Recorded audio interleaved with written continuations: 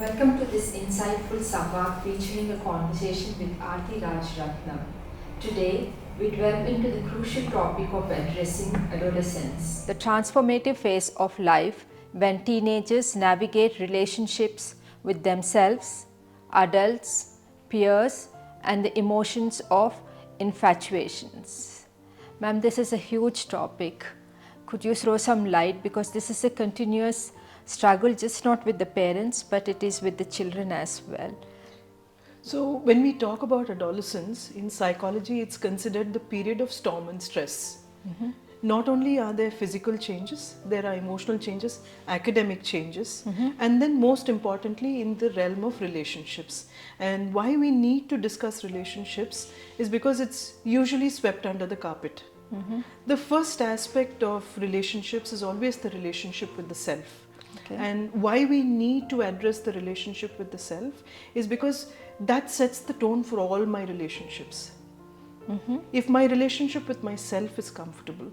So if I know myself, then I can have a better relationship with the others. Yes. And I know what I need, I will be able to communicate, and that's why relationship with the self.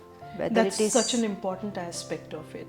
And unfortunately, most of self-awareness programs that you see online or are taught to people are limited to strengths, weaknesses, things like that. But in the relational angle, you don't really bring your strengths and weaknesses, you bring your whole self.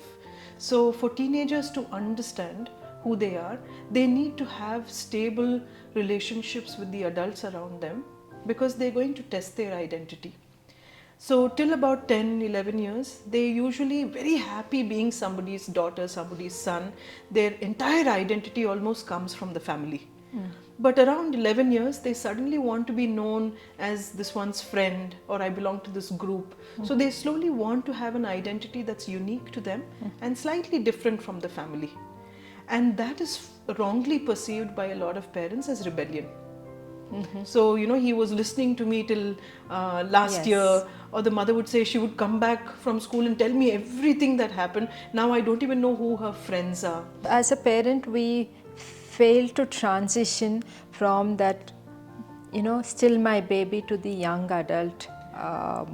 In many ways, Many yes. ways. Also, what's happening is the parent sometimes tends to perceive this as insubordination. I asked you a question about your friend. Why didn't you tell me what her name is? Why should I come and ask your teacher who your friends are or what you're doing in school? Another thing, with gadgets being very common now, many children are suddenly on to constant texting friends. In fact, between the girls, it's called telephonitis. So, they sort of spend so much time chatting with the friend here, and then get into the school bus, get down at home, and then that short period that they were in the bus, they need to update the friend about everything that happened. It could be a chat or, things like that. So all these are wrongly understood as, they're not interested in studies now. They're suddenly diverted, and you'll see parents coming in at PTMs and telling the teacher that please advise them not to spend so much time with friends and things like that. My suggestion there is to actually allow some of these difficulties, the relational difficulties, to play out. Instead of trying to advise them, when we were children, we used to listen to our parents when we were this, that doesn't work. So as parents, don't be preachy or come from a moral high stand. What is a better way to communicate with teenagers to have a better relationship? There are some very basic rules, ma'am. One is, never rush the teenager to speak when you are free. Many parents make that mistake because they're working, they have just these 5 minutes, and so the relationship itself becomes a conflict resolution, because a teenager may be preoccupied with something else, may not be in a frame of mind to actually have a serious discussion. And then when the parent pushes for answers or is interrogating sometimes, the teenager is thrown off balance, and then it becomes a raised voice or something, and say, don't talk to me like that, and then it's perceived as being difficult. And what happens with the teenage brain, and like I mentioned earlier, the teenage brain goes through a lot of change. What happens with the teenage brain is that they're going through major changes, physically, structurally as well. So many of them are unable to access the thinking part they go directly into the emotional part. So when these emotions are running high and things like that, Can you give an example? so let's, for example, let's say that there's a teenager and I said, I want to speak to you right now. Now, whenever you say something like that, it's already alerted the brain and it's making them little agitated. What have they found out about me or something? You know, because all teenagers cover information from the parents and it's something we have to sort of deal with. It's very important. So the moment that happens, the child is already trying to, you know, let's see, how can I cover all my bases so that, you know. That reminds me every time, even if it is in a not in a loud manner, if I tell my daughter, especially the younger one, I need to speak to you, she'll immediately, what happened? That's the first answer she has, or the question, what happened? Right. And this will happen till about 26, 27 years because they're teenagers till then. Oh, is it? Oh God. The brain goes through that level of transition. We assume at 19 suddenly they'll have it all figured out. It's not so true. So when I do this, I'm pushing the teenager to the emotional state, and then when I say immediately tell me what happened in school or something like that, now, you know, it's a very open-ended kind of thing. What happened in school? So now what is it my mother or father wants to know? So then, you know, as they're thinking, you don't speak to me anymore, you don't respect me anymore, all of this, you know, because this parent has personalized this whole equation.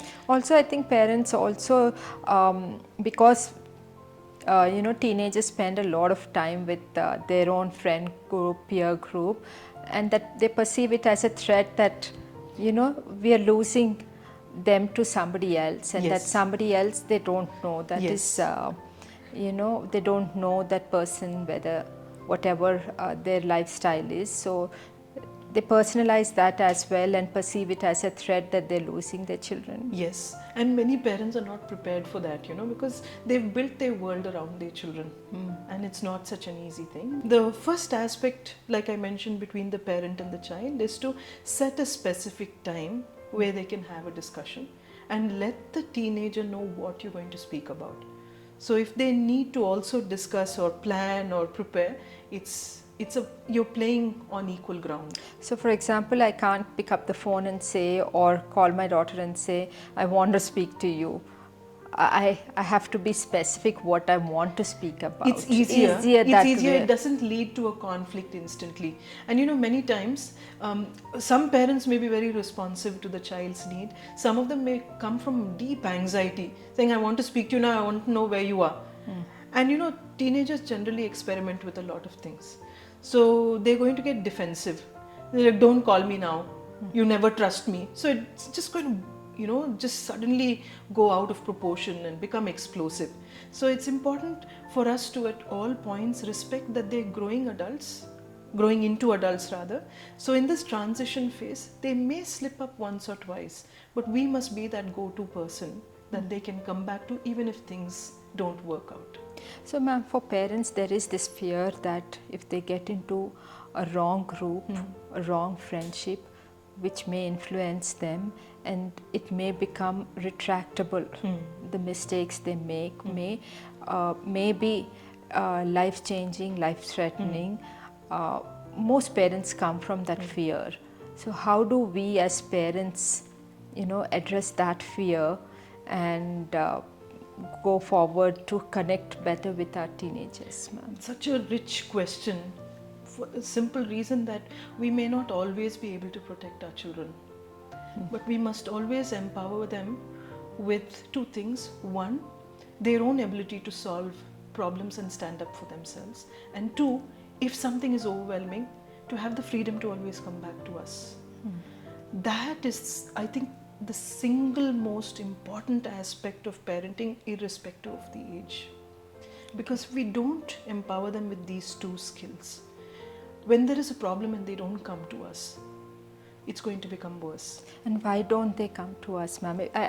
If you could elaborate, as parents, what do we do for them to hold back to come to us? Most of the time it's probably we react, we start fixing, you know, we start giving advice, judging. Are these some of the reasons? These could be, and also it may not be so well defined. children come from a very ambiguous state, and by that it means it's not clearly defined. How did I react to my child when she lost a pencil and came and told me I've lost a pencil? Did I lecture and moralize to the point that the child said, for a pencil, her love is being taken away from me? It's as simple as that. Children don't judge us, but they think, she was so angry that I lost a pencil. Now if I tell her that, this relationship didn't work out, or, I really messed up big time. So they're picking up these cues from a very young age, and by the time they're young adults, it's already shaped a lot of their decisions and choices. And their opinion about the parents, going to the parents about to talk openly or to share anything. Right. And also another extreme, one is where, we've been punitive. The other I've noticed is, I have a very close friend who always told her that, you have to be equivalent to a boy. So she would send her to go and pay the electricity bill and everything when she was even 10 years old. She said, I was always pushed to be independent, otherwise I was shamed. So I never felt when there was a problem I could go back to my mother, because she said, you have to independently deal with it. So it could be, from the right intention, but without the support that is required for a young child. So these could be many reasons, and there are, I think, n number of reasons. We could make a separate samvad on why children don't communicate with us. Having said that, when we let our children know that we're going to talk about this topic, keep that date that you make with them. We're talking tomorrow about gadget addiction, or we're going to talk day after tomorrow about this. Fix it so that they know that they're being prioritized. And always let the teenager speak first. Okay. The usual ways, I will rush, I will have like my 10-point agenda that I will put forward, and the teenager has to follow whether he or she agrees or not. And then there is a lot of resentment built into the relationship. They never want to share anything. Then there is the pretense that will come. In front of us, a perfect child, and then when they're outside, they're sort of breaking free from that. So I would rather have my child come to me and have a healthy discussion than hide information from me. So this would be where I would take it. And the most important thing, when you speak, after they've given you their side of it, if there is something valid, give them feedback, because it's important for them to know that they've been heard. And then whatever you need to say in 2 or 3 very crisp points. No moralizing, we were great children when we were kids, we always respected our teachers and all of these things. It's a very, it sort of makes children feel that, they're doing something wrong.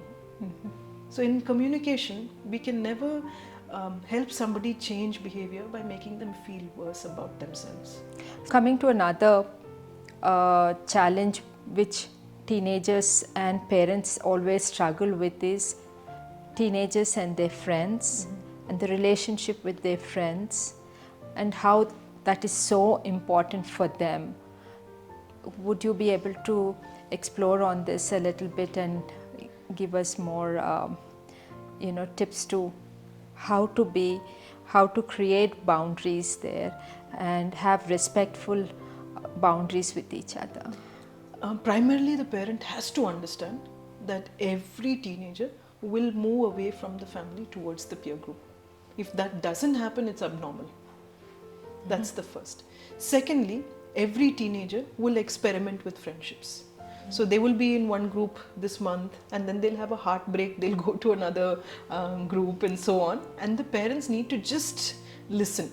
Not immediately say, I'll come and speak to your teacher, find out why they're not speaking to you. Not that. And the other thing, don't worry if you don't have friends, I'll be your friend. Because they need to have friends their own age. There will be a lot, this is the age of gangs. So they will have cliques typically, and the cliques are very, very territorial. So this group will not allow another group to come in. They'll not share, they'll have like words that are derogatory. If you are friendly with another person, then this one they'll exclude you. All this will happen, and it's very important because this is how they are experimenting with relationships. Till now, all their relationship rules came from the family. Now they're also learning to generalize it in other situations. So it's important for parents to go through this whole thing, even if there is heartbreak. But more importantly, I'm concerned about peer pressure. So before you get to peer pressure, so it clearly says that do not interfere in their friendships. Unless wouldn't say- until it is. I wouldn't say interfere, because it would be a very strong word. Okay. It would be nice for you to know what kind of friendships they keep, but not let them know that one person is better, worse, etc., because that is something they have to learn only through experience. Got. Because I remember I was in the naughty group when I was in school. So whenever somebody would come and become friends with me, in the next PTM my teachers would tell that girl's parents, she's being friends with the rowdy of the class. So it's not good, she'll drop in studies, things like that. It would feel very bad, because I was probably not great in studies, but I was a good person. And just because my marks were not good, I was always judged. So many times, this premature judging of children limits their opportunities to make good friends. And that, I think, as adults, we need to stay away from. And I think over in time again, that only people with great academics are not successful. True. There's most successful. Some people are the ones who have been, the backbenchers. Very much. I think I was not even the backbencher, I was the one outside the class, punished. But having said that, coming back to peer pressure, this is the age where teenagers will also go through a lot of pressure from the peer group to push boundaries, to try things that they've been told are not right, all of that. It's very important that we give children a sense of stability at home, help them with their self-esteem, because if these two are good and our communication channels are clear, no matter how many influences come from the outside, they will have the ability to discern and decide for themselves. So by and large, if we follow these rules, the relationships in the teen years will be quite healthy. Thank you so much, ma'am. I wish we had this gyan when our children were teenagers, and we hope to explore this topic further in future episodes. We look forward to meeting you in the next Samvadh. Thank you.